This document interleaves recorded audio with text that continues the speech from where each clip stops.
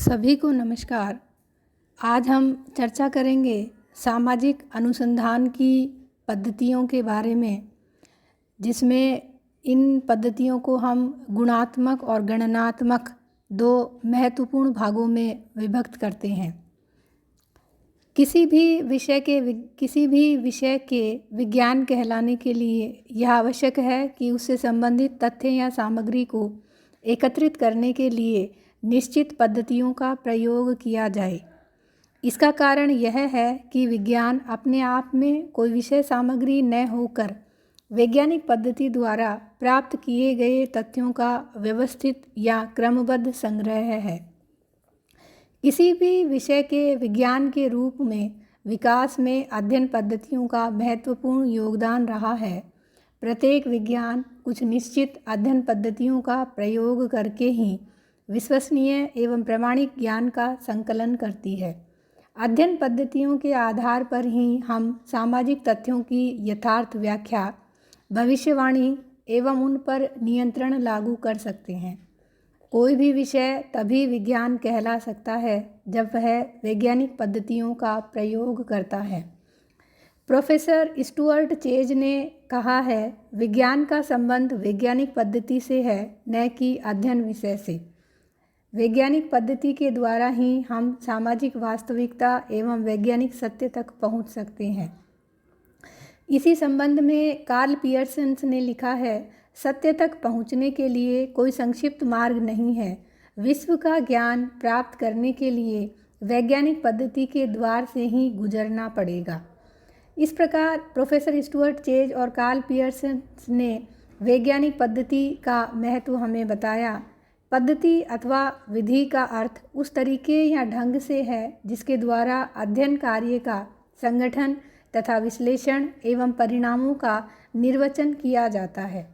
Martindale एवं मोनेचेसी ने पद्धति का अर्थ स्पष्ट करते हुए लिखा है, पद्धति से हमारा तात्पर्य उस अध्ययन विधि से है जिससे विज्ञान अनुभव सिद्ध तथा प्रयोग सिद्ध ज्ञान की प्राप्ति के लिए अपनी आधारभूत प्रणालियों को व्यवहार में लाता है तथा अपने उपकरणों एवं प्रविधियों का प्रयोग करता है।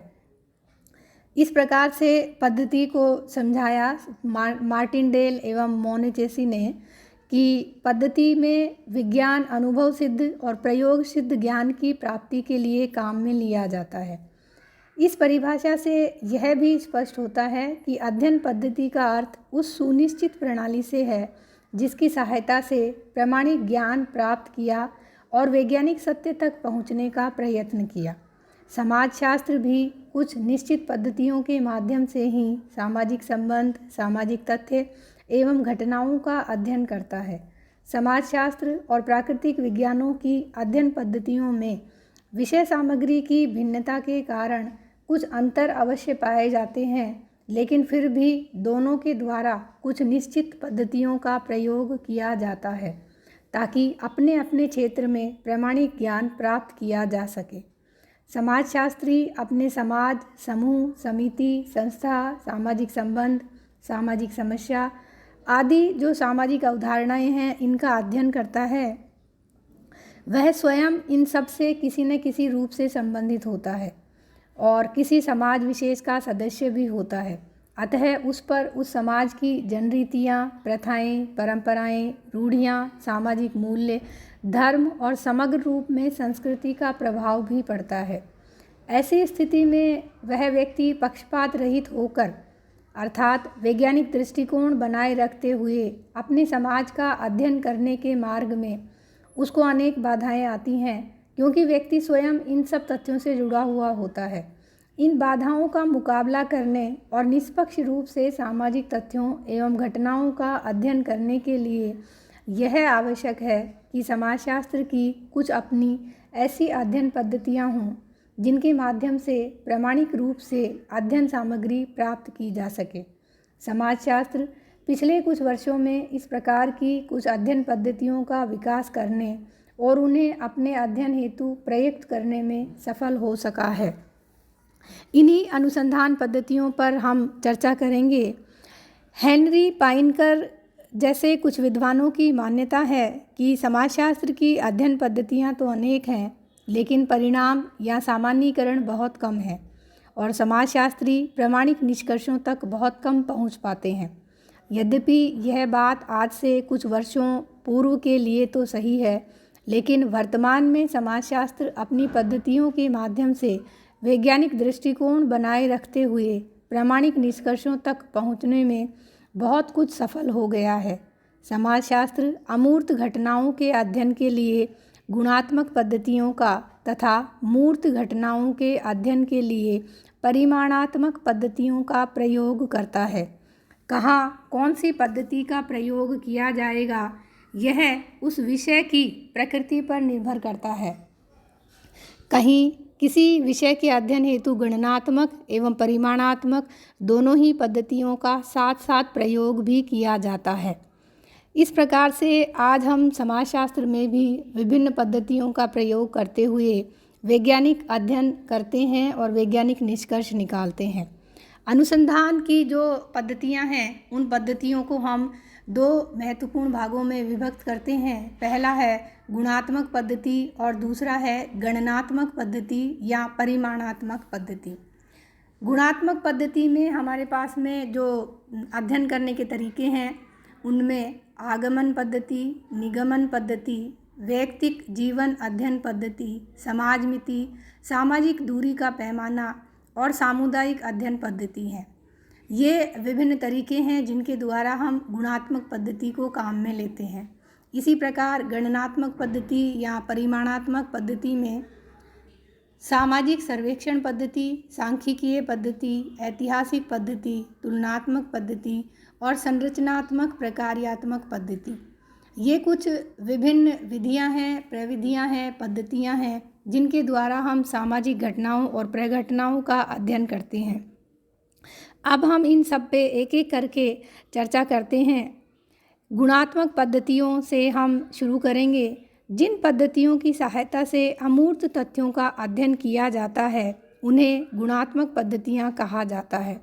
समाजशास्त्र में अमूर्त तथ्यों या घटनाओं जैसे सामाजिक संबंध, सामाजिक मूल्य, धारणा, विश्वास, प्रवृत्ति आदि का अध्ययन करने के लिए गुणात्मक पद्धतियों का ही प्रयोग किया जाता है। समाजशास्त्र में प्रयुक्त प्रमुख गुणात्मक पद्धतियाँ निम्नलिखित प्रकार से हैं, जिन पर हम एक एक करके चर्चा करेंगे। सबसे पहले आगमन पद्धति। संक्षिप्त में यह पद्धति विशिष्ट से सामान्य की ओर ले जाने वाली है। इसमें कुछ विशिष्ट घटनाओं का पता लगाया जाता है और उनके आधार पर सामान्यीकरण किया जाता है या निष्कर्ष निकाला जाता है। इस पद्धति के समर्थकों में ऐतिहासिक संप्रदाय से संबंधित लोग प्रमुख हैं।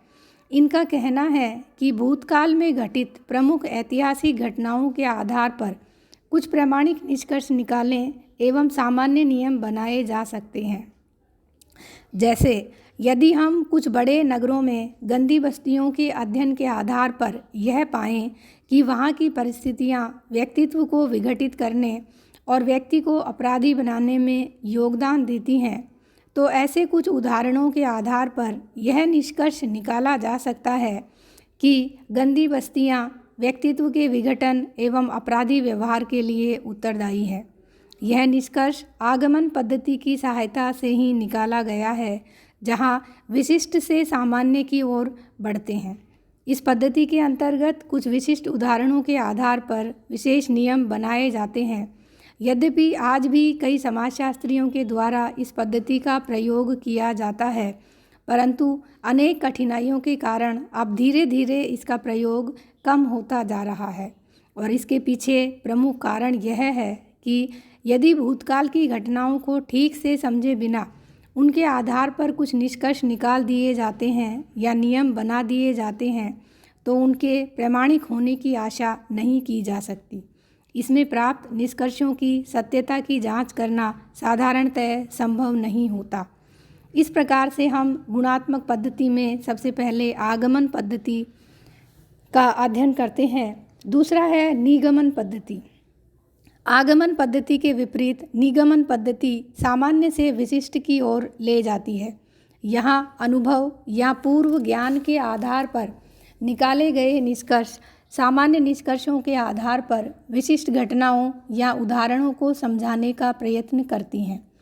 यहाँ पहले से मान्य नियमों के आधार पर किसी घटना विशेष को समझने की कोशिश की जाती है। जैसे एक उदाहरण के द्वारा हम समझें, यदि यह सामान्य नियम बना लिया जाए कि टूटे हुए जो परिवार हैं वो अपराधों के लिए उत्तरदायी हैं, और फिर हम यह पाएं कि रामलाल और सोहनलाल नामक दो व्यक्ति हैं जो अपराधी हैं, और ये दोनों ही ऐसे परिवारों से संबंधित हैं जिनमें या तो माता पिता में से किसी एक को छोड़ दिया है या तलाक दे दिया है, या हर समय उन दोनों में झगड़े होते रहते हैं। तो ऐसी स्थिति में सामान्य से विशिष्ट की ओर ले जाने वाली इस पद्धति को निगमन पद्धति कहते हैं। इस पद्धति में सामान्य ज्ञान एवं अनुभव के आधार पर बनाए गए नियमों पर विशेष जोर दिया जाता है। विशिष्ट घटनाओं या उदाहरणों के द्वारा ऐसे नियमों की सत्यता का पता लगाने की कोशिश की जाती है। इस पद्धति द्वारा सही निष्कर्ष निकालने में हमें काफ़ी सहायता मिलती है। यह पद्धति पुराने सामान्य नियमों और उनकी सत्यता की जांच पर आवश्यकता से अधिक जोर देती है। परिणाम स्वरूप इस कार्य में काफ़ी समय लग जाता है। निगमन पद्धति का गुण यह है कि इसके द्वारा हमें उपकल्पनाएं प्राप्त हो जाती हैं, जिनकी सत्यता की जांच हम समाजशास्त्रीय ज्ञान के आधार पर कर सकते हैं। यही कारण है कि समाजशास्त्र में आगमन पद्धति की बजाय निगमन पद्धति पर ज़्यादा जोर दिया जाता है। इन दोनों पद्धतियों को पूर्णतः एक दूसरे से पृथक न मानकर एक दूसरे का पूरक माना जाता है, और इन दोनों का साथ साथ उपयोग करने पर विशेष जोर दिया जाता है। ऐसा करने पर हम सत्यता के निकट पहुंच सकते हैं और किसी भी घटना के संबंध में प्रामाणिक जानकारी प्राप्त कर सकते हैं। इस प्रकार आगमन पद्धति और निगमन पद्धति दोनों एक दूसरे की पूरक मानी जाती हैं। आज के लिए बस इतना ही। धन्यवाद।